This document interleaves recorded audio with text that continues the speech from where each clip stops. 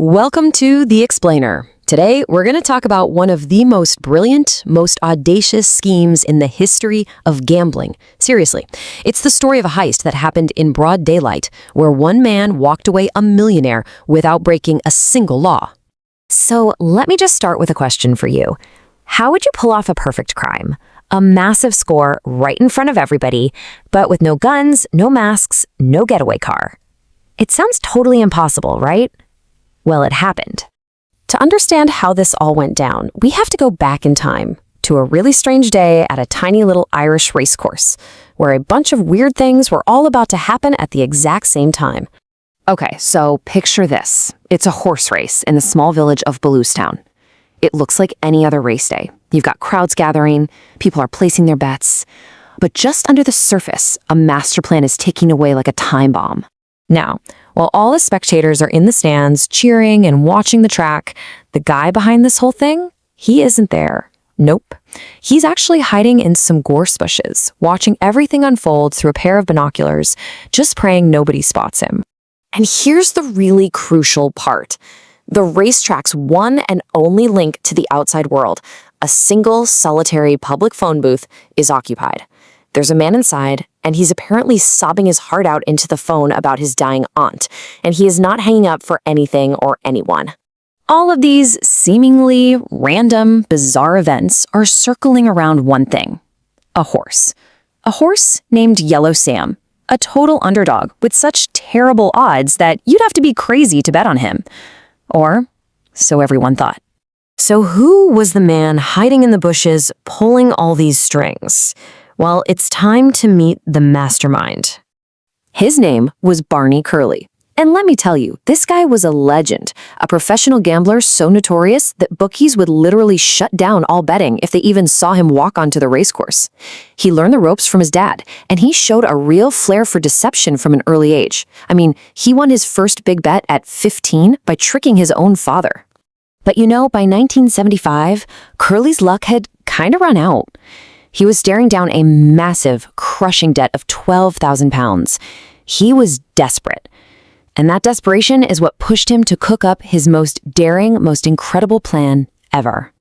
Now, what he came up with wasn't just a lucky punt. Oh no. It was a multi-layered masterpiece, a plan that was meticulously designed to exploit one single, critical weakness in the entire betting system. Okay, so let's break this down. The plan was built on 4 pillars, and every single one had to work in perfect harmony, otherwise the whole thing would just fall apart. First pillar, the horse. Curley found a horse named Yellow Sam. Now, on paper, its racing record was just awful, and that was on purpose. Curley deliberately ran him on soft, muddy ground where he knew the horse would be slow, just to make him look like a lost cause. But what Curley knew, and nobody else did, was that Yellow Sam was secretly a rocket on hard ground, which was the exact condition of the Bellowstown track that day. So, to get the next part of this plan, you have to understand the system he was up against. Bookies, right? They set the odds on a horse, say 20-1. But, and this is the key, if a ton of money suddenly gets bet on that horse, they panic and slash the odds way down to limit how much they might have to pay out. That was the weakness. And that brings us to the location. Why Bellowstown? Well, Curley picked it for one very specific reason. It had that single public phone booth. See, back in 1975, that was the only way for the hundreds of betting shops all over Ireland to call the bookies at the track and warn them, hey, we're getting a flood of bets on this one horse, you need to lower the odds. If you control that phone, you control the flow of information. So, the horse was ready, the location was perfect, and the system's weakness was identified. Now, everything came down to a super tense, perfectly timed execution on race day itself. And this is just beautiful. Check out the timing. 25 minutes before the race, Curley's friend goes into the phone booth and starts his performance. Then, in the final couple of minutes, a secret network of 300 people all over Ireland went into their local betting shops and placed a bet on Yellow Sam, all at the same time. But because that phone line was blocked, the bookies at the track had no clue what was happening. Those juicy 20-1 odds were locked in right as the race started. And we're not talking about a small bet here.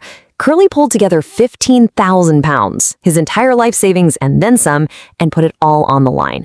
If this failed, he would have been completely wiped out. But the payoff? Wow.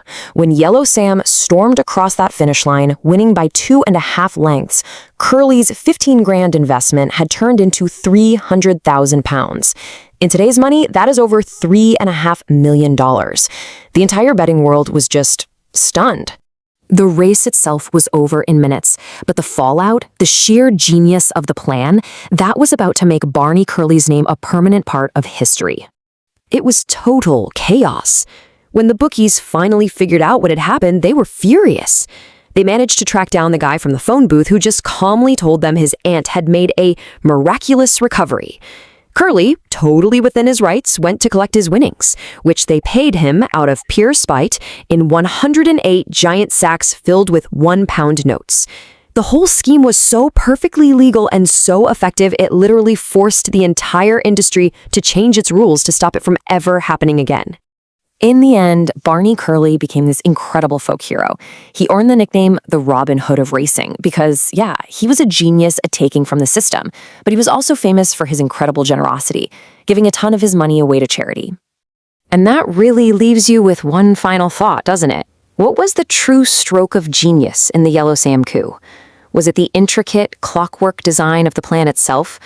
Or was it the sheer ice-in-your-veins nerve to risk absolutely everything on one horse in one race based on one very important phone call?